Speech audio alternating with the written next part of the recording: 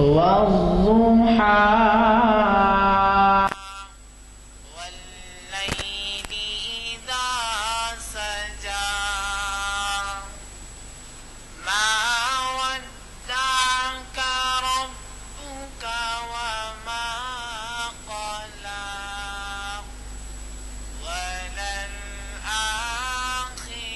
وللآخرة خير لك من الأولى ولسوف يعطيك ربك فترضى ألم يجدك يتيما فآوى ووجدك ضالا فهدى ووجدك عائلا فأغنى صدق الله. آج کی ہماری محفل ہفتہ واری تاریخ اسلام کی 610ویں نشست ہے اور فلاحی مملکت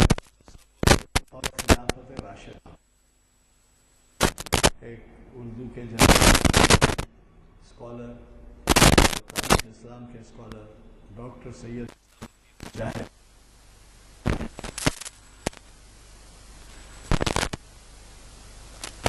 نماز اثر 17 ذیقعد 1434 ہجری 14 سپٹمبر 2013 عیسوی کانفرنس ہال جامع مسجد عالیہ گن فاؤنڈری حیدرآباد میں منعقد ہو رہی ہے. بعد اثر یہ آج کے جو آپ کو مخاطب کر رہے ہیں اسکالر یہ آپ کے لیے نئے نہیں ہیں. ان کے 100 سے زائد لیکچر تاریخ اسلام میں ہمارے ہاں ہو چکے ہیں اور آپ کو معلوم ہے کہ وہ ہمیشہ عنوان سے انصاف کرتے ہیں اور شہر کے ہی نہیں بلکہ ریاست کے بڑے اسکالرس بھی شمار ہوتے ہیں اور ان کے خیالات قلم بند کر کے اخبارات بہت ہی نمایاں طور پر شائع کرتے ہیں. بہرحال بڑی خوشی کی بات ہے کہ وہ آج ہمارے درمیان ہیں اور یہ بھی ہے کہ وہ چونکہ ایک کالج میں لیکچرر ہیں اس وجہ سے وہ دوسرے ہفتے کو مخاطب کرتے ہیں ہر مہینے کی. یہ ذہن میں رکھ لیجیے. آج چونکہ دوسرا ہفتہ ہے تعطیل ہے اس لیے انہوں نے اپنی خدمات ہمیں دی ہیں. مجھے قوی توقع ہے کہ آپ اس سے استفادہ کریں گے اور آپ کو اگر بلیٹن نہ ملا ہو تو لے لیں. یہ بلیٹن ابھی تقسیم ہوگا جو اگلے ہفتے کے لیے ہے. اور ایک بات کہ 18 سپٹمبر کو اقبال کی 3 نظمیں کے عنوان سے جو اقبال شناسی کا لیکچر جناب سید امتیاز الدین صاحب کا تھا وہ ملتوی ہوگا کیونکہ اس دن کچھ جلوس کی وجہ سے مسجد کے راستوں میں خلل پڑتا ہے. تو میں آج کے ہمارے مخیر صاحب سے گزارش کرتا ہوں اور اس سے قبل پھر یہ آپ سے عرض کروں گا کہ کل نہیں پرسوں موجودہ ماحول میں انسانیت کا مفہوم یہ جو ہے شہر کے ایک نامور اسکالر جناب اقبال احمد انجینئر صاحب شریعت انفارمیشن سروس کی 504ویں نشست کو مخاطب کریں گے. اس سے بھی ضرور آپ استفادہ فرمائیں. میں آج کے مخیر صاحب سے گزارش کرتا ہوں کہ وہ شہ نشین پر تشریف لائیں اور مخاطب ذرا وہ تقسیم کریں. تقسیم کرتے ہوں. الحمدللہ رب العالمین والصلاة والسلام علی رسول الامین. فاعوذ باللہ من الشیطان الرجیم. بسم اللہ الرحمن الرحیم. محمد رسول اللہ والذین معه اشداء علی الکفار رحماء بینہم. صدق اللہ العظیم. وقال نبی صلی اللہ علیہ وسلم اصحابی کالنجوم بأیہم اقتدیتم اہتدیتم. ساری حمد و ستائش اس خالق و کون و مکان کے لیے سزاوار ہے جس نے اس کائنات کو وجود بخشا۔ درود و سلام و تمام انبیاء اور مرسلین اور بالخصوص حضرت محمد مصطفیٰ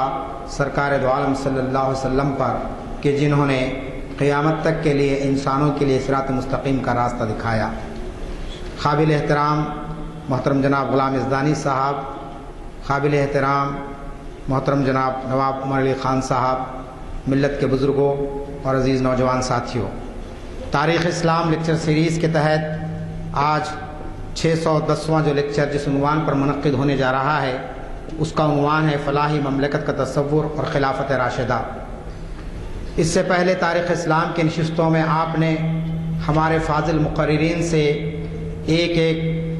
امیر المومنین کی خدمات اور ان کے دور خلافت کا تفصیلی جائزہ آپ کے سامنے کئی مرتبہ آ چکا ہے۔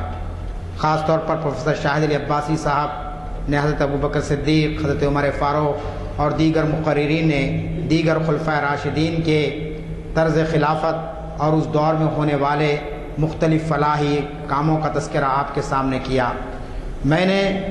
اجمالاً طور پر آج اس کو عنوان اس لیے بنایا کہ ایک خلیفہ نہیں بلکہ اس 30 سالہ دور میں جس قسم کے فلاحی مملکت کا تصور خلفائے راشدین نے اپنے فلاحی اقدامات کے ذریعے دیا، وہ اس کی کچھ جھلکیاں آپ کے سامنے رکھنے کی میں کوشش کروں گا۔ آج کا دور ایک جدید دور ہے اور آج کے دور کی مملکتوں کو فلاحی مملکتیں کہا جاتا ہے، یعنی ویلفیئر اسٹیٹ کا تصور آج عام ہو چکا ہے۔ جس وقت مملکتیں قائم ہوئی تھی یونان اور روما میں، وہ دور جو 6 صدی قبل مسیح کا دور تھا، اس دور کی مملکتوں کو پولیس اسٹیٹ کہا جاتا تھا، شہری مملکتیں کہا جاتا تھا، اور اس شہری مملکتوں میں اس اسٹیٹ یعنی سٹی اسٹیٹس میں مملکت کی ذمہ داری صرف لوگوں کی جان و مال کی حفاظت کرنا اور امن کو قائم کرنا تھا۔ بقیہ معاملات میں شہری آزاد ہوتا تھا، مملکت کی کوئی ذمہ داری نہیں ہوتی تھی۔ لیکن جیسے جیسے دنیا ترقی کرتی گئی، مملکت کی آبادی میں جب اضافہ ہوا اور مملکت کے رقبے میں جب اضافہ ہوا تو اس کے اختیارات میں بھی اضافہ ہوا۔ چنانچہ 18ویں صدی کے بعد سے ہم دیکھتے ہیں کہ مملکت کی اصطلاح ہی بدل دی گئی اور اب جدید مملکت کا نام لیا جا رہا ہے، ویلفیئر اسٹیٹ کا نام لیا جا رہا ہے، اور دنیا کی 200 سے زائد مملکتیں جو اس دنیا کے نقشے پر ہم کو نظر آتی ہیں، ہر مملکت یہ دعویٰ کرتی ہے کہ ہم ایک ویلفیئر اسٹیٹ ہیں، ہم لوگوں کی فلاح بہبود کا کام کرتے ہیں۔ Greatest happiness to the greatest people, یہ نظریے کو عام کیا گیا اور کہا گیا کہ زیادہ سے زیادہ لوگوں کو تسلی دینا، زیادہ سے زیادہ لوگوں کو فائدہ پہنچانا مملکت کی سب سے بڑی اولین ترجیح ہے۔ چنانچہ ہم کو یہ دیکھنا چاہیے کہ فلاحی مملکت کا یہ تصور کیا یونان اور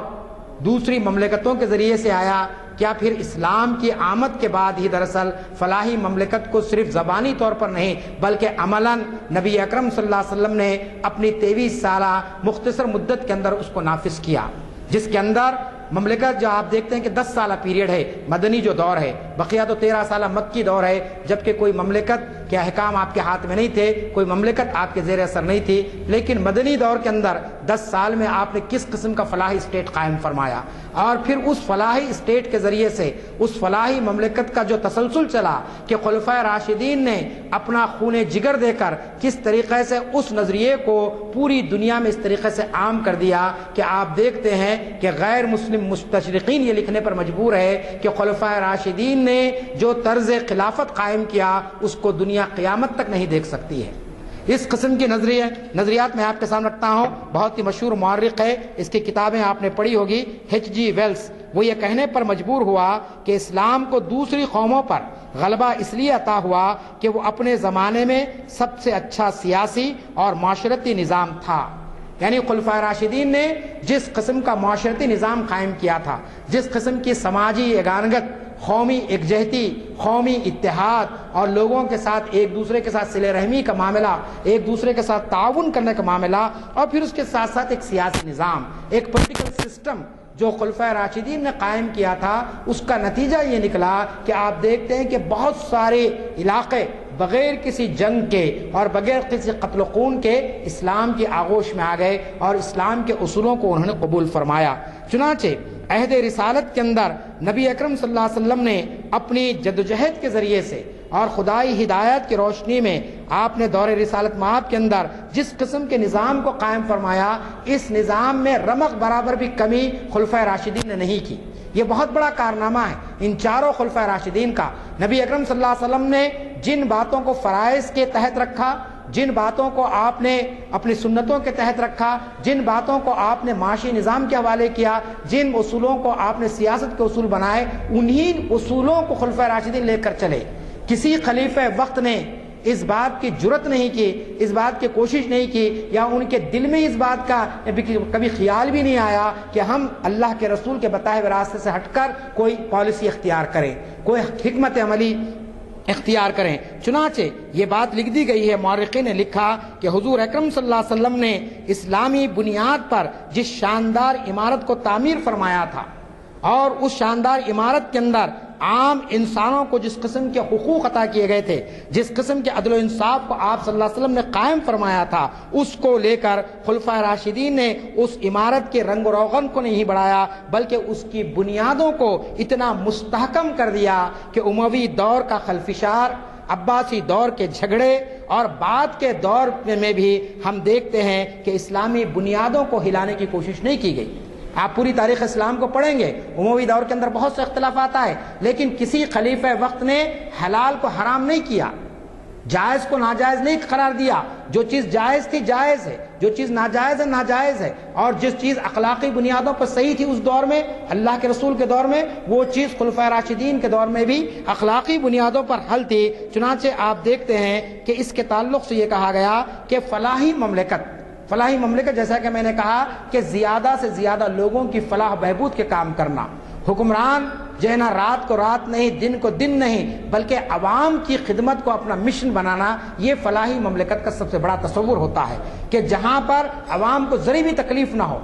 ذرا بھی ان کی جو ہے نا ضرورت کی تکمیل کو محسوس کرے تو وہ ضرورت کی تکمیل ہو جائے، اس کو آپ فلاحی مملکت کہتے ہیں۔ چنانچہ اس کی جو جھلکیاں ہم کو تاریخ اسلام میں نظر آتی ہے وہ یہ ہے کہ سب سے پہلے تمام خلفائے راشدین جن کا چاروں کا دور آپ ملا لیں گے تو آپ دیکھتے ہیں کہ صرف 30 سالہ دور حکمرانی ہے، یہ کوئی لمبا چوڑا دور نہیں ہے۔ یہ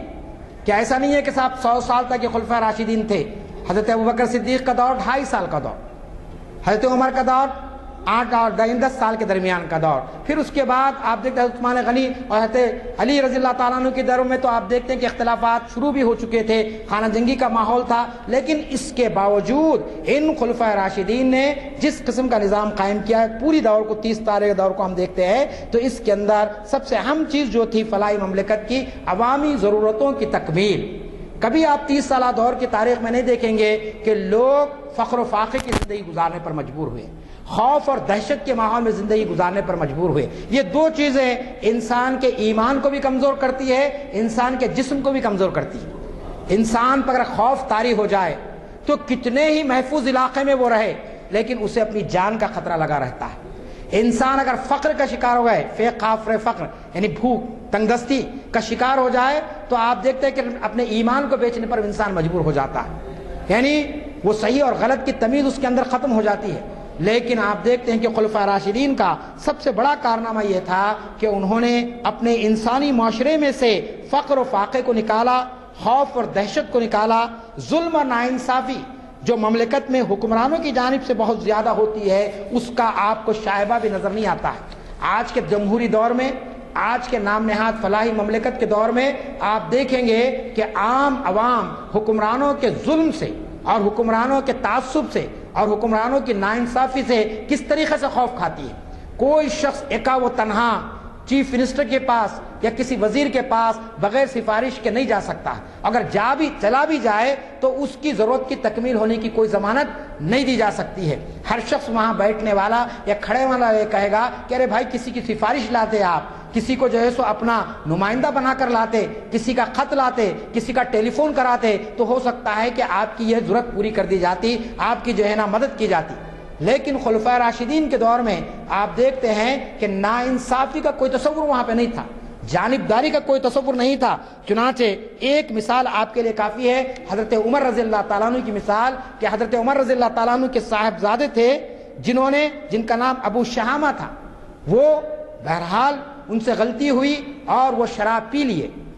لوگوں نے یہ سمجھا یہ امیر المومنین کا بیٹا ہے، یہ خلیفہ وقت کا بیٹا ہے، اگر خلیفہ وقت کو بھی معلوم ہو جائے کہ اس کے بیٹے نے شراب پی ہے تو وہ اس پر کوئی حد جاری نہیں کرے گا، اسے کوئی اسلامی سزا تجویز نہیں کرے گا، کوئی فیصلہ نہیں دے گا۔ چنانچہ جب حضرت عمر کے پاس یہ مقدمہ گیا اور یہ معلوم ہوا کہ آپ کے بیٹے نے شراب پی لی ہے اور آپ کو پکڑ لیا گیا قانون کے تحت، تو خود وقت کے خلیفہ نے اپنے ہاتھ میں کوڑا لیا اور اس کوڑے سے اپنے بیٹے کو اتنا مارا کہ کچھ دنوں کے بعد حضرت ابو شامہ کا انتقال ہو گیا۔ تو دنیا کو یہ محسوس ہوا کہ واقعی خلیفۃ المسلمین اپنے معاملے میں ہو یا پھر عوام کے معاملے میں ہو، کسی قسم کی کوئی جانبداری قانون کو نافذ کرنے میں نہیں کرتے ہیں۔ اگر وہ عمل پیش نہ کرتے، اپنے بیٹے کو وہ اسلامی طور پر سزا نہ دیتے، تو لازمی چیز ہے کہ آج کے مورخین یہ لکھتے کہ اس دور میں بھی خلیفہ کے خاندان کے لیے قانون الگ تھا اور عام مسلمانوں کے لیے قانون الگ تھا۔ چنانچہ خلفاء راشدین کا اس دور میں ہم دیکھتے ہیں کہ فلاحی مملکت کا یہ تصور ہمارے سامنے آتا ہے کہ ان کے پاس عزیز و اقارب، دوست احباب یا ان کی تائید کرنے والے یا ان کی مخالفت کرنے والے، ان کے درمیان میں عدل و انصاف کو قائم کرنے میں کوئی رکاوٹ نہیں تھی۔ ایسا نہیں تھا معاملہ کہ صاحب کوئی میری جانبداری کر رہا ہے اور وہ ناانصافی کرے گا تو بھی اس کو جو ہے نا اس کو ساتھ رعایت کی جائے گی۔ چنانچہ قاضیوں کو سخت تاکید کی گئی تھی کہ وہ کسی کے ساتھ رعایت نہ کرے، خواہ وہ ان کے عہدے میں کتنا ہی بڑا کیوں نہ ہو، کتنی بڑی شخصیت ہو جائے، لیکن اس کے ساتھ کسی قسم کا جو ہے سو اس کا رعایت نہ کیا جائے۔ چنانچہ آپ حضرت عمر کے تعلق سے تاریخ میں یہ بات آتی ہے کہ آپ نے باضابطہ یہ لکھ کر بھیجا تھا اپنے خلفاء راشدین کو کہ دینی امور میں یا دنیاوی معاملات میں اگر کوئی بڑی سی بڑی شخصیت بھی ایسی آ جاتی ہے جس کے بارے میں فیصلہ کرتے ہوئے تم کو قرآن و سنت سے ہٹنے کی نوبت آتی ہے تو تم کو یہ جرت نہیں کرنی ہے، تم کو یہ عمل نہیں کرنا ہے، بلکہ قرآن و سنت کے مطابق تم کو اپنا فیصلہ نافذ کرنا پڑے گا۔ چنانچہ اس دور میں قاضیوں کا یہ معاملہ تھا کہ ان کے سامنے وقت کا خلیفہ بھی آ جاتا، ان کے سامنے وقت کی بڑی سی بڑی شخصیت بھی آ جاتی تو وہ اس معاملے میں کسی قسم کی کوئی رعایت نہ کرتے۔ چنانچہ حضرت علی کے دور خلافت میں لوگ ایک خارجی کو پکڑ کر لائے جو یہ اعلان کر رہا تھا کہ میں علی کا قتل کر دوں گا،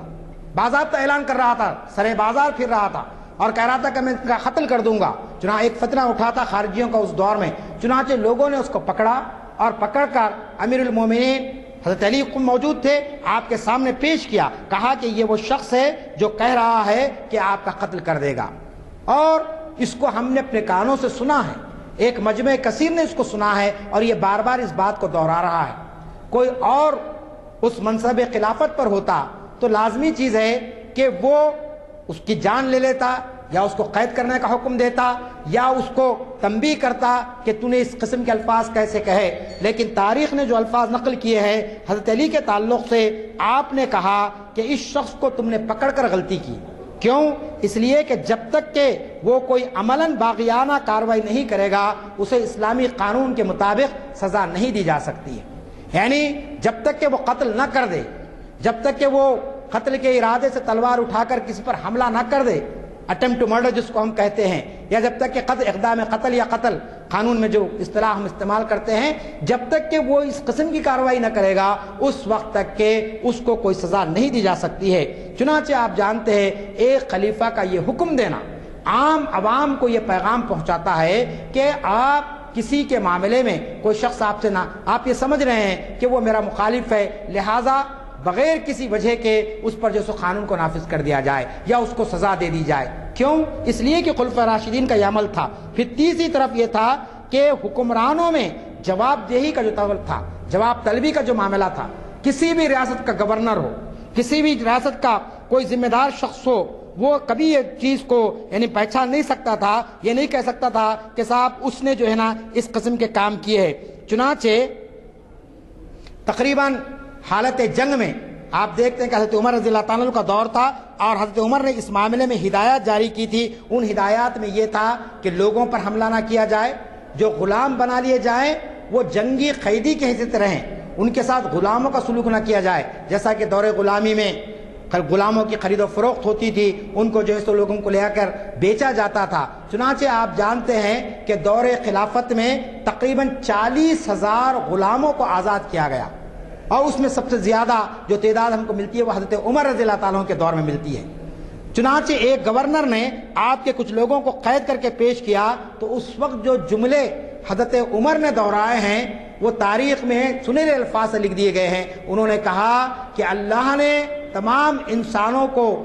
آزاد پیدا کیا ہے، ان کی ماؤں نے انہیں آزاد جنا ہے، تم کو کیا اختیار ہے کہ تم ان کو قید کرو، تم ان کو اس طریقے سے قید کر ان کو غلام بنا کر رکھو۔ چنانچہ غلامی کا یہ جو تصور ہے، ہم پولیٹیکل سائنس میں پڑھاتے ہیں اور پڑھتے ہیں لوگ کہ ارسطو نے غلامی کے تصور کو ختم کیا، سلیوری کے تصور کو ختم کیا، یا پھر ساؤتھ افریقہ کے اندر نیلسن منڈیلا کی جو تحریک تھی اور جو گوروں کی جو حکومت وہاں پر تھی کالوں پر، اور کالوں کو غلام بنا کر رکھ لیا جا رہا تھا، یہاں سے گاندھی جی گئے اور دوسرے لوگ گئے اور وہاں پر ایک تحریک چلی۔ لیکن تاریخ کو اگر آپ پڑھیں گے تو معلوم ہوگا کہ اسلام کا وہ نظام تھا جس نے دور غلامی کو ختم کیا۔ خود نبی اکرم صلی اللہ علیہ وسلم غلامی کو پسند نہیں کرتے تھے، اور اگر غلام آپ کے پاس آ بھی جاتا تو کس طریقے سے آپ نے تعلیم و تربیت کا انتظام کیا وہ تاریخ اس کی گواہی دیتی ہے کہ حضرت زید کے ساتھ آپ کا کیا معاملہ تھا۔ وہ غلام تھے، غلام کی حیثیت سے آئے تھے، ان کے ماں باپ نے ان کو بیچ دیا تھا، اور پھر اس کے بعد وہ اللہ کے رسول کی تربیت میں آ گئے تھے۔ لیکن تربیت میں آنے کے بعد آپ دیکھتے ہیں کہ کبھی اللہ کے رسول نے ان کے ساتھ اس قسم کا سلوک نہیں کیا کہ جس سے حضرت زید کو یہ اندیشہ ہو یا ان کے دل میں یہ خیال آئے کہ میں کسی غیر کے گھر میں ایک پالکڑا کی زندگی بسر کر رہا ہوں، ایک غلام کی زندگی بسر کر رہا ہوں، ایک قیدی کی زندگی بسر کر رہا ہوں۔ اگر ایسا ہوتا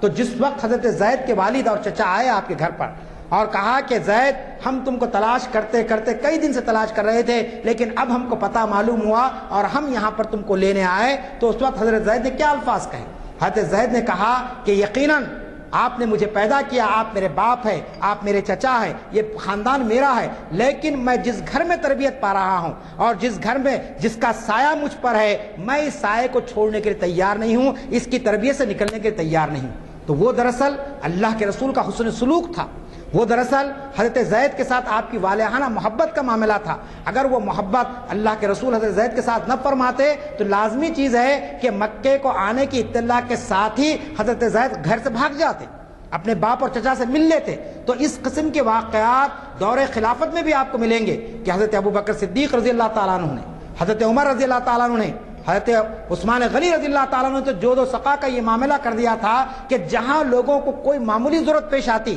تو فوری اپنے اہل خانہ کو روانہ کرتے، اپنے قریب ترین لوگوں کو روانہ کرتے، چاہے وہ قحط کا معاملہ ہو، چاہے وہ لوگوں کی بنیادی ضروریات کی تکمیل کا معاملہ ہو یا دیگر معاملات ہو۔ اس طریقے کے فلاحی مملکت کا جو تصور ہمارے سامنے آتا ہے اس کے اندر اجتماعی فلاح یعنی کلیکٹیو ویلفیئر، ایک کلیکٹیو ویلفیئر کا جو تصور ہے آج کے جمہوریت میں آپ دیکھتے ہیں کہ کچھ خاندان بہت آگے جا رہے ہیں، یعنی معاشیات میں پڑھتے ہیں کہ صاحب ایک سرمایہ دار نظام ہوتا ہے تو امیر امیر تر ہو جاتا ہے اور غریب غریب تر ہو جاتا ہے۔ ہندوستان جو ایک غریب ترین ملک کہلاتا ہے، لیکن اس ملک میں بھی 36 گھرانے ایسے ہیں جو اس ملک کو چلا رہے ہیں، ٹاٹا، برلا وغیرہ وغیرہ، یہ پورے نام، ان کی مرضی پہ قانون بنتا ہے، ان کی مرضی پر حکومت کی پالیسی بنتی ہے، ان کی مرضی پر پورا چلتا ہے۔ لیکن دور خلافت کو آپ دیکھیے کہ دور خلافت کا معاملہ کیا تھا کہ خلیفہ وقت بھی بیت المال سے اپنا جو محنتانہ مقرر کیا ہے، مسلمانوں کی جماعت، مسلمانوں کے ذمہ داروں نے اس سے 1 روپیہ بڑھ کر بھی وہ لے نہیں سکتا تھا۔ حضرت عمر رضی اللہ تعالیٰ عنہ کو بہت مشہور واقعہ ہے، آپ نے پڑھا تاریخ کے اندر کہ آپ خطبہ دے رہے ہیں، ایک شخص کھڑا ہو گیا اور کھڑے ہو کر اس نے کہا کہ اے عمر، میں آپ کا خطبہ اور آپ کی تقریر اس وقت تک نہیں سنوں گا جب تک کہ آپ یہ ثابت نہیں کریں گے کہ آپ کے جسم پر جو کپڑا ہے یہ کپڑا اتنا لمبا کیسے ہو گیا، اتنا جبہ آپ نے کیسے سلا لیا، جبکہ خلیفہ وقت کی حیثیت سے آپ کو جو کپڑا دیا جاتا ہے اس میں اتنا لمبا جبہ نہیں سل سکتا۔ آپ جانتے ہیں کہ حضرت عمر نے کہا کہ اس کا جواب میں نہیں میرا بیٹا دے گا۔ چنانچہ حضرت عبداللہ بن عمر کھڑے ہوئے اور انہوں نے کہا کہ اے شخص، میرے حصے میں جو کپڑا آیا تھا وہ کپڑا میں نے اپنے باپ کو دے دیا، جس کے نتیجے میں یہ دونوں کی وجہ سے یہ جبہ اتنا بڑھ گیا۔ آپ اندازہ کیجئے ایسی انکساری اور اس قسم کا ایثار و قربانی کا یہ جذبہ آپ کو تاریخ میں کسی اور مقام پر نہیں مل سکتا۔ پھر اسی طریقے سے آپ جانتے ہیں احساس ذمہ داری کتنا تھا ان لوگوں پر کہ کیا سمجھتے تھے. حضرت ابو بکر صدیق رضی اللہ تعالیٰ عنہ کو اس خطبے کو آپ یاد کر لیجئے کہ سارے مسلمانوں نے مل کر آپ کو اپنا خلیفہ بنایا. آپ چاہتے تو فوری طور پر احکامات جاری کر دیتے, فوری طور پر اپنی مرضی کو مسلط کر دیتے. آپ نے اولین جو خطبہ دیا وہ خطبے میں آپ نے فرمایا کہ لوگو تم نے مجھے اپنا خلیفہ منتخب کیا ہے, تم نے مجھے اپنا خادم مقرر کیا ہے, لیکن یاد رکھ لو کہ میرا کوئی حکم اگر قرآن و سنت سے ہٹ کر رہے گا تو تم اپنی تلوار کی نوک سے مجھے سیدھا کر دو. تلوار کی نوک سے مجھے سیدھا کر دو. کہ معنی کیا ہے؟ یعنی کسی بھی طریقے سے کوئی بھی سختی کا رویہ اختیار کر کے, کسی بھی یعنی حکمت اختیار کر کے تم مجھے سیدھے راستے پر لا دو. یہ فلاحی مملکت کا تصور ہے. آج جیسا کہ میں نے کہا کہ کسی بڑے حکمران کے سامنے, کسی بڑی سیاسی شخصیت کے سامنے انسان اپنے جائز مدعوں کو نہیں پیش کر سکتا, اپنی جائز ضرورت کو نہیں پیش کر سکتا ہے. لیکن آپ دیکھتے ہیں کہ یہ خلفائے راشدین کا معاملہ اس طریقے کا تھا کہ حضرت عمر فرماتے تھے کہ اگر میری یعنی خلافت جتنا میرا یعنی حدود سلطنت ہے, اس حدود سلطنت کے اندر ایک بکری بھی اگر پیاسی مر جائے اور کل قیامت میں وہ سوال کرے تو میں جواب دینے کے موقف میں نہیں رہوں گا. وہ دعا کرتے تھے کہ اللہ انسان تو انسان, چرند اور پرند کو بھی وہ سہولتیں دے تاکہ کل قیامت میں میں اس بازپور سے بچ جاؤں. اس عورت کا واقعہ تو آپ کو معلوم ہی ہے کہ جس نے سرے بازار آپ کو پکڑ لیا تھا اور کہا تھا کہ اے عمر میں اپنے سوال کا جواب چاہتی ہوں, اور جب تک کہ تو میرے سوال کا جواب نہیں دے گا ایک قدم آگے نہیں بڑھ سکتا ہے. اور تاریخ نے اس بات کو نوٹ کیا کہ حضرت عمر اتر گئے اپنے اونٹ پر سے اور کہا کہ اے بوڑھی بتا تیری ضرورت کیا ہے, اور میں تیری ضرورت کی تکمیل کیے بغیر ایک قدم بھی آگے نہیں بڑھوں گا. یہ تصور فلاحی مملکت کا جو اجتماعی نظام کو قائم کرنے کے لیے ضروری ہے. ایک اجتماعی نظام, انفرادی نظام کو قائم کرنا انسان کے لیے بڑا آسان ہے. آپ اپنے گھر میں اپنے بیوی بچوں کو ہم خیال بنا کر ایک اچھا گھر بنا سکتے ہیں, محلے کو ہم خیال بنا سکتے ہیں, لیکن ایک مملکت کو صحیح خطوط پر لے چلنا, ان کے اندر صحیح ان کی تعلیم و تربیت کا انتظام کرنا, ہم سمجھتے ہیں کہ آج کے دور میں جبکہ علوم اور فنون اور بہت ساری ترقیاں ہو چکی ہے, اس کے باوجود عمل اس کے جو نفاذ نہیں ہو سکتا ہے. تو پہلی چیز خلافت راشدہ کا ہم دیکھتے ہیں کہ اس کا سیاسی اور اجتماعی نظام وہ رسول کریم صلی اللہ علیہ وسلم کی ہدایات پر منطبق تھا. دوسرا جو ہے وہ ہے قانون کی حکمرانی. آج کے دور میں ہر طرف قانون کی حکمرانی کا دورہ ہے. رول آف لا جس کو ہم کہتے ہیں, یہ بنیاد ہے کسی مملکت کے امن کو قائم کرنے کی. اگر رول آف لا نہ ہو, قانون کی حکمرانی نہ ہو, تو لازمی چیز ہے کہ ہر شخص منمانی کرنے لگے گا, کسی کو اس کا حق نہیں ملے گا, کوئی ظالم بن جائے گا, کوئی مظلوم بن جائے گا. قانون کی حکمرانی سے مطلب یہ ہے کہ تمام لوگ قانون کی نظر میں برابر, تمام لوگوں پر قانون یکساں طور پر نافذ ہو. چنانچہ میں نے آپ کے سامنے پہلی مثالیں رکھ دی ہے کہ رشتہ دار آئے, دوست احباب آئے یا کوئی آئے, تو ہم دیکھتے ہیں کہ وہاں پر قانون کو کس طریقے سے اس کی بالادستی کو اور اس کی حکمرانی کو ان خلفائے راشدین نے نافذ کیا. پھر تیسرا جو فلاحی مملکت کے لیے ایک لازمی جز ہوتا ہے وہ ہے احساس ذمہ داری, کہ میں اس ذمہ وکلکم مسئول عن رعیتہ, تم میں ہر شخص ذمہ دار ہے اور تم کو تمہاری ذمہ داری کے تعلق سے پوچھا جائے گا. کہ آگے آپ صلی اللہ علیہ وسلم نے فرمایا کہ حکمران ذمہ دار ہے اپنی عوام کا, رعایا کا ذمہ دار ہے, آقا ذمہ دار ہے اپنے غلام کا. اسی طریقے سب کا بیان کرتے ہوئے یہ تک کہا گیا کہ شوہر ذمہ دار ہے اپنی بیوی کا, اور باپ ذمہ دار ہے اپنی اولاد کا. ہر ایک کی ذمہ داری کو اللہ کے رسول نے گنا دیا. چنانچہ خلفائے راشدین کے سامنے یہ حقیقت بہت واضح تھی کہ احساس ذمہ داری سے خلیفہ وقت بچ نہیں سکتا ہے, نہ عوام کی نظروں میں بچ سکتا ہے, نہ خدا کے دربار میں بچ سکتا ہے. دونوں چیزیں تھیں. عوام میں اتنی جرت تھی کہ فوری طور پر اٹھتے اور سوال کرتے اور خلیفہ وقت سے جواب طلب کرتے. یہ عوام کی ذمہ داری کا معاملہ تھا. اور پھر خدا کی ذمہ داری کا تصور تو ان کے پاس ایسا تھا کہ ہر خلیفہ وقت کی نجی زندگی کو اگر آپ پڑھیں گے, ان کے اوقات کو آپ دیکھیں گے جو بچ جاتے تھے خلافت کے بعد, جو تو وہ پورا وقت وہ اللہ کے سامنے آہوزاری میں گزارتے, اللہ کے سامنے گڑ گڑاتے اور کہتے کہ آج ہم نے یہ کام تیری رضا کے لیے کیا, ہم سے اگر کوئی ناانصافی ہو تو اس کو ختم یعنی معاف فرما دے. حضرت عمر کا وہ قول آپ کے سامنے بار بار آتا ہے. آپ صلی اللہ علیہ وسلم نے فرمایا کہ اے اللہ تو نے مجھے خلیفہ کیوں بنایا, مجھے مسلمانوں کا ذمہ دار کیوں بنایا؟ تو مجھے کوئی چڑیا بنا دیتا، کوئی مجھے پرندہ بنا دیتا تاکہ میں کہیں پر چگ لیتا، کچھ کھا لیتا اور اس کے بعد میری موت واقع ہو جاتی اور میں تیرے دربار میں حاضر نہ ہوتا۔ 10 لاکھ مربع میل پر حکمرانی کرنے والی شخصیت کا یہ رول آپ سمجھتے ہیں کہ کوئی معمولی بات نہیں ہے۔ چھوٹے چھوٹے علاقوں پر لوگ حکومت کرتے ہیں، چھوٹے چھوٹی مملکتیں ہوتی ہے تو ان کے کر و فر کا معاملہ کیا ہوتا ہے، ان کا اپنا مزاج کیسا ہو جاتا ہے۔ لیکن خلفائے راشدین کا معاملہ آپ دیکھیے کہ بڑے بڑے لوگ آ رہے ہیں، ایوان یعنی آپ کے قیصر و کسریٰ کے سفیر آ رہے ہیں۔ حضرت عمر ہی کا واقعہ ہے کہ قیصر و کسریٰ کے نمائندے آئے، ان کے پاس کے ریپرزنٹیٹیوز آئے اور کہا کہ ہم خلیفہ سے ملنا چاہتے ہیں۔ لوگوں نے کہا خلیفہ سے ملنا چاہتے ہیں، بڑی آسانی کے ساتھ تم مل سکتے ہیں۔ کہا کہ ہم کو اپائنٹمنٹ چاہیے، ہم ان سے وقت طلب کرنا چاہتے ہیں۔ کہا کہ ہمارے خلیفہ کے پاس جانے کے لیے نہ وقت کا تعین ہے، نہ کوئی حفاظت کا انتظام ہے، جاؤ اور دیکھو کہ فلاں جگہ پر خلیفہ وقت آرام کر رہا ہے، استراحت کر رہا ہے ایک درخت کے نیچے، اور جاؤ اور تم اپنا سوال اس کے سامنے رکھو اور اپنے آنے کا مقصد بیان کرو۔ حیران ہو گئے لوگ کہ آخر یہ کیسا خلیفہ ہے کہ جس کو نہ اپنی جان کی پرواہ ہے، جس کو نہ اپنی آرام کی پرواہ ہے، نہ عوام کو جو ہے نا اپنے خلیفہ سے کسی قسم کی کوئی شکایت۔ آج آپ جانتے ہیں کہ ایک معمولی سیاستدان اگر سڑک سے گزرتا ہے تو سڑکوں کی ناکہ بندی ہو جاتی ہے، لوگوں کی تلاشیاں لی جاتی ہیں،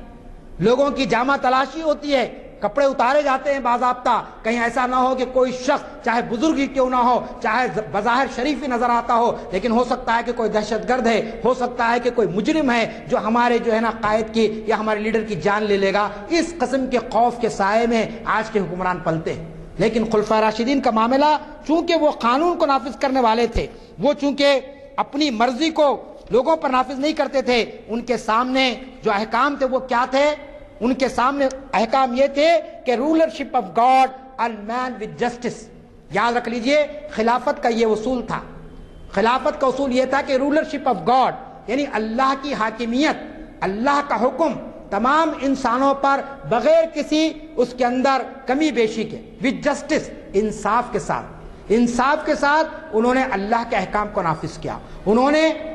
دین کی بنیادوں کو نافذ کیا۔ چنانچہ یہ جو احساس ذمہ داری اور جواب دہی کا تصور تھا، اس کی بنیاد پر معاشرے سے مظالم کا خاتمہ ہوا، ناانصافی کا خاتمہ ہوا اور تعصب کا خاتمہ ہوا۔ آپ جانتے ہیں کہ جب حکمران میں احساس ذمہ داری آ جائے، جب حکمران میں جواب دہی کا تصور آ جائے، جب حکمران ایک عوام سے بھی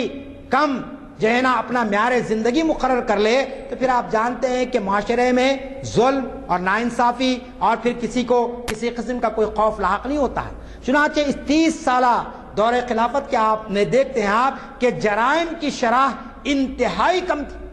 یعنی معمولی قسم کے جرائم، ناانصافی کا کوئی تصور نہیں پایا جاتا تھا۔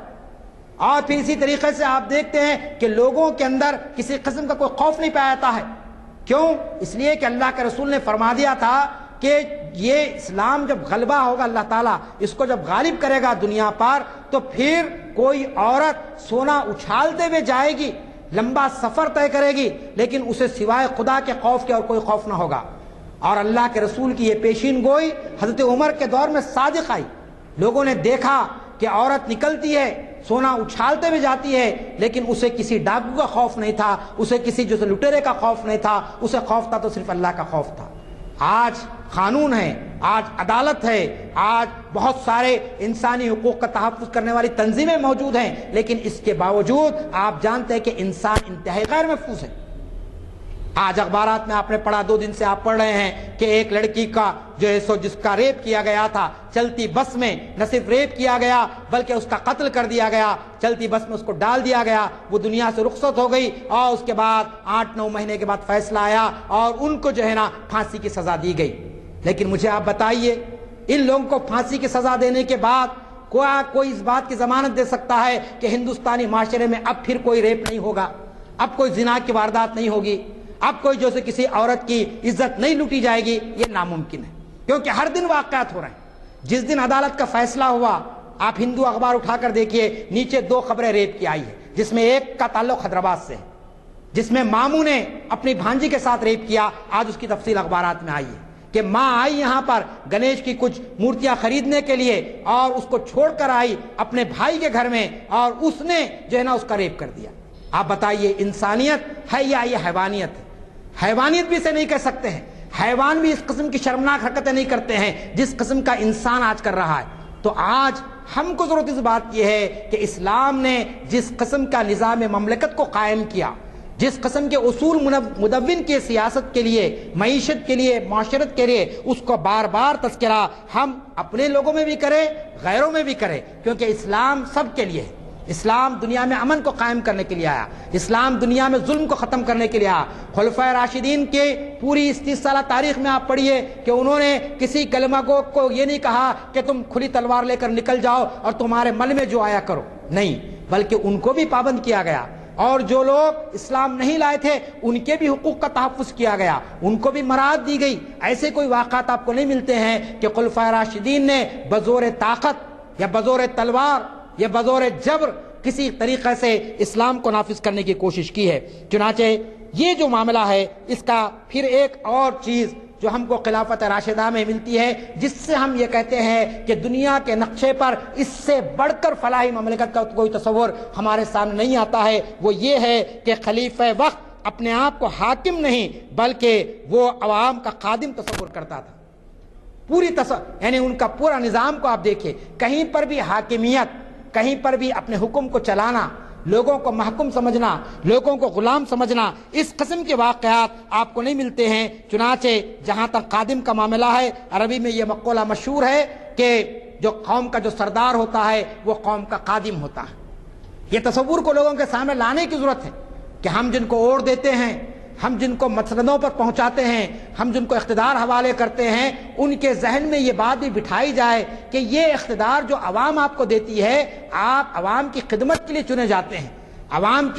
آپ کو جو منتخب کرتی ہے، عوام کی ضرورتوں کی تکمیل کے لیے آپ کو منتخب کیا جاتا ہے، آپ عوام کے حاکم نہیں بلکہ آپ عوام کے خادم ہیں۔ لیکن ایسا تصور آج ہماری آنکھوں کے سامنے بالکل اوجھل ہے۔ کوئی جو ہے نا اپنے آپ کو کہتا تو یہی ہے کہ ہم عوام کے خادم ہیں، لیکن عملاً اس کا کوئی ثبوت آپ کو دنیا میں کہیں پر بھی نظر نہیں آتا ہے۔ ہندوستان ہی نہیں بلکہ دیگر ممالک میں بھی آپ دیکھیں گے تو ایسا کوئی تصور آپ کے سامنے نہیں آتا ہے۔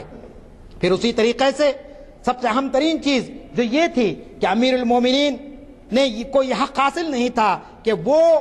کسی بھی معاملت میں کتاب و سنت سے ہٹ کر فیصلہ کرے، بلکہ اس کی ذمہ داری تھی کہ وہ اہل الرائے سے مشورہ کیے بغیر کوئی فیصلہ نہ کرے۔ آپ جانتے ہیں کہ قرآن مجید میں اور رسول کریم صلی اللہ علیہ وسلم کی ہدایات میں سب سے اہم ترین جو ہدایت ملتی ہے وہ شورا بینہم، کہ تم آپس میں مشاورت کرو، آپس میں مشورہ کر کے کام کرو۔ کہیں پر جانا بھی ہو تو مشورہ کر لو، کوئی کام کرنا ہے تو مشورہ کر لو، کوئی نئی چیز کا آغاز کرنا ہے تو مشورہ کرو۔ تو اس طریقے سے آپ جانتے ہیں کہ خلیفہ وقت کو پابند کیا گیا تھا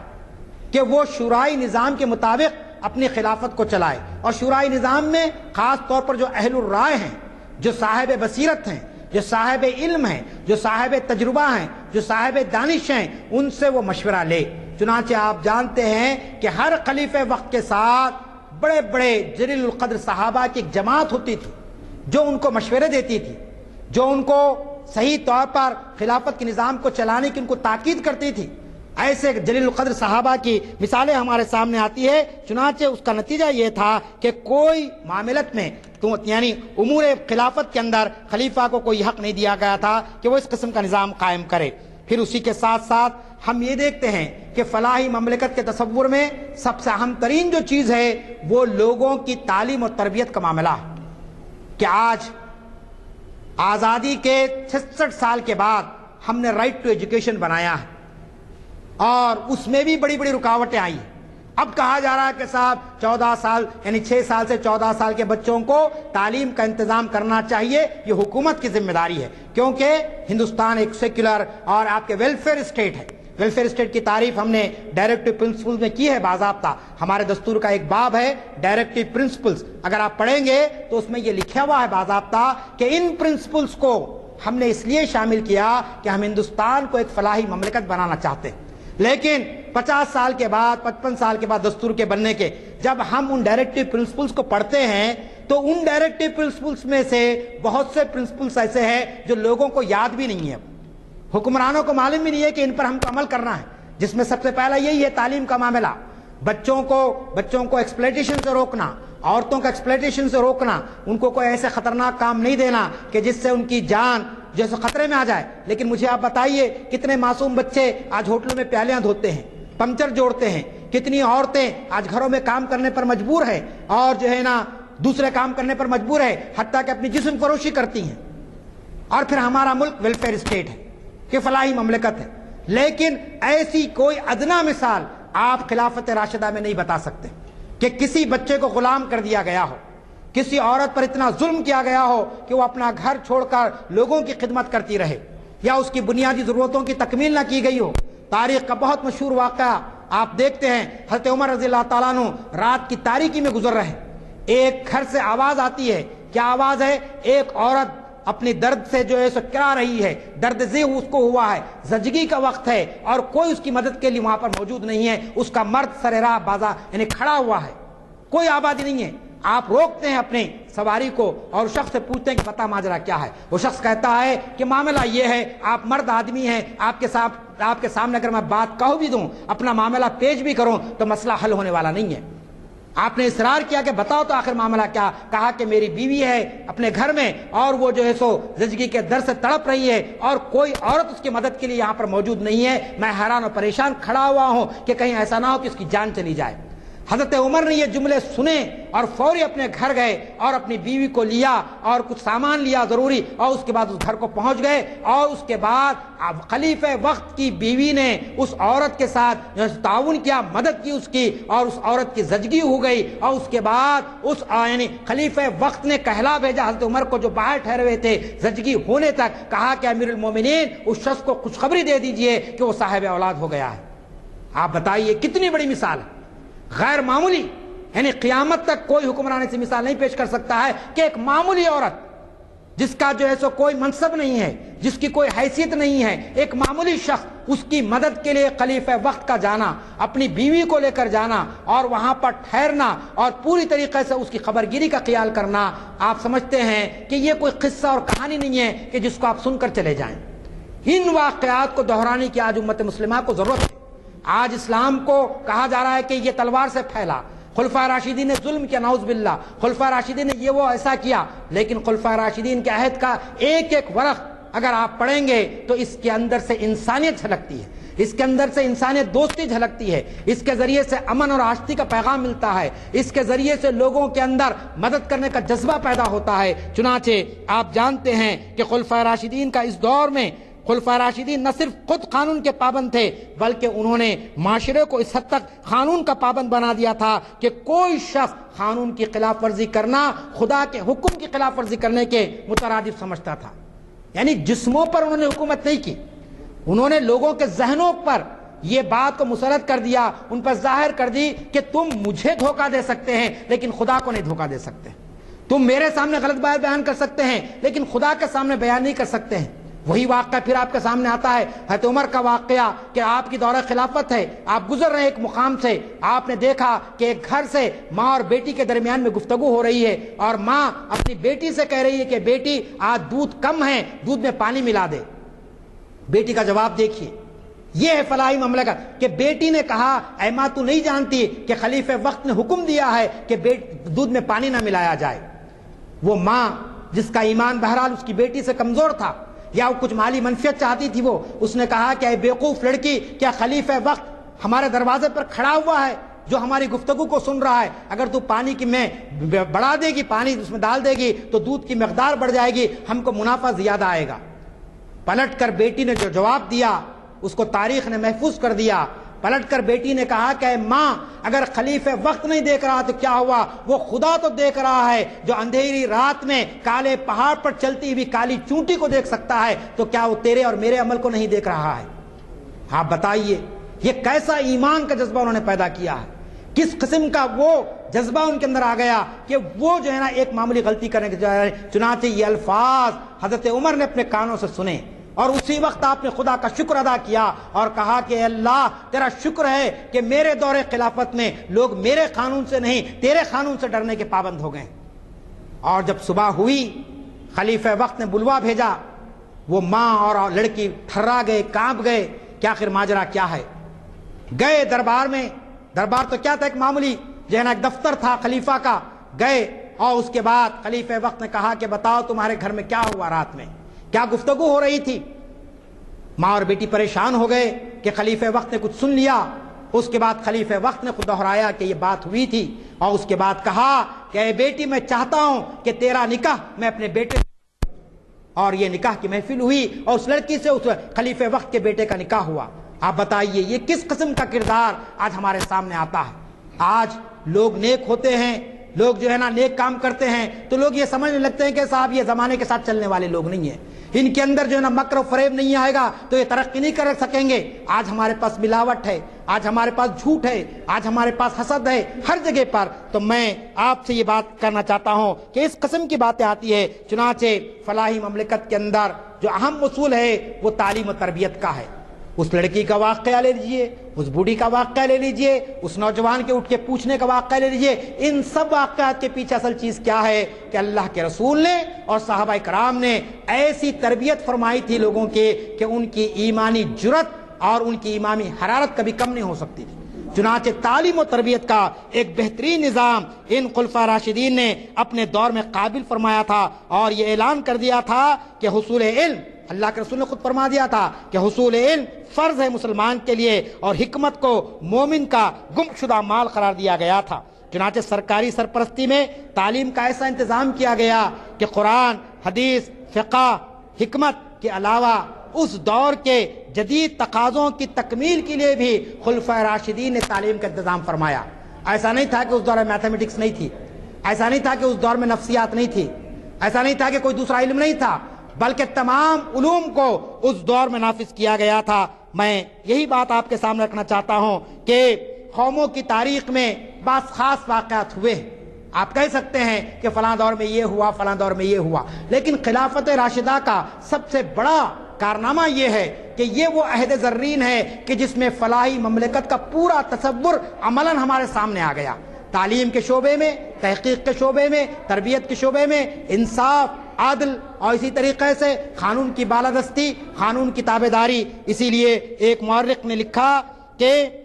خلافت راشدہ کے دور میں جو ہمارے جیسی ترقی ہوئی، ایسی ترقی کسی دوسری قوم کی تاریخ میں نہیں ملتی ہے۔ ملٹی ڈائمینشنل ڈیولپمنٹ یہ چاہیے، یہ ملٹی ڈیولپمنٹ آپ کو دیکھیں گے تو وہ خلافت راشدہ کے دور میں آیا، اور اسی سے ہم کو یہ احساس ملتا ہے کہ خلافت راشدہ ایک مقامی حکومت کا نام نہیں ہے، ایک خاص علاقے کی حکومت کا نام نہیں ہے۔ یہ حکومت جو جزیرہ نما عرب تک محدود تھی، ایک انٹرنیشنل حکومت بن گئی اور ایک بین الاقوامی ریاست بن گئی، اور اس بین الاقوامی ریاست کے اندر آپ دیکھتے ہیں کہ کس کس قسم کے کارنامے ہوئے کہ بیت المقدس بھی فتح ہوا حضرت عمر کے دور میں۔ تو آپ جانتے ہیں کہ آپ نے کس طریقے کا ان لوگوں کے ساتھ سلوک کیا، کہا کہ جو بھی معاملہ ہے وہ انصاف کی بنیاد پر ہوگا، ظلم کی بنیاد پر نہیں ہوگا۔ اور اسی طریقے سے دیگر علاقوں کو آپ نے فتح کیا جو اسلام کے یعنی مخالفت میں تھے، باطل طاقتیں تھے، لیکن کہیں پر بھی کوئی انتقام نہیں لیا گیا، کسی کے ساتھ کسی قسم کی باس پوچھ نہیں کی گئی۔ میں آپ سے یہی درخواست کرنا چاہتا ہوں کہ یہاں پر جو تحریک چل رہی ہے تاریخ اسلام کی، تاریخ اسلام کے واقعات کو بیان کرنا ایک مقصد ہے تاکہ نوجوان نسل خاص طور پر اس سے واقف ہو سکے۔ بار بار غلام ازدانی صاحب آپ کے سامنے یہ گزارش کرتے رہے، آپ آئے، آپ کے ساتھ آپ کی نوجوان نسل بھی آئے۔ آج کی نوجوان نسل جو مرعوبانہ ذہنیت رکھتی ہے، جو غلامانہ ذہنیت کی عادی ہو گئی ہے، جو محکومی کی زندگی گزارنے پر اپنے آپ کو رضامند کر لی ہے، اس کی وجہ یہ ہے کہ نوجوان نسل تاریخ سے واقف نہیں ہے۔ تاریخ کے واقعات، خاص طور پر تاریخ اسلام کے واقعات ان کے سامنے بیان کیے جائیں گے تو یہ مایوسی ختم ہوگی، یہ بزدلی ختم ہوگی، ان کے اندر جینے کا ایک نیا حوصلہ پیدا ہوگا، ان کے اندر ایمان کی ایک نئی حرارت پیدا ہوگی۔ اللہ تعالیٰ میری اور آپ کی ان کوششوں کو شرب قبولیت عطا فرمائے، اور خلفائے راشدین نے جو خدمات انجام دی ہے اللہ تعالیٰ ان خدمات کو پوری دنیا کے اندر اس طریقے سے عام کر دے کہ دنیا پھر ایک مرتبہ اس عہد زرین کی طرف واپس آ سکے۔ رب اغفر ورحم وانت خیر الراحمین، وآخر دعوانا الحمد للہ رب العالمین۔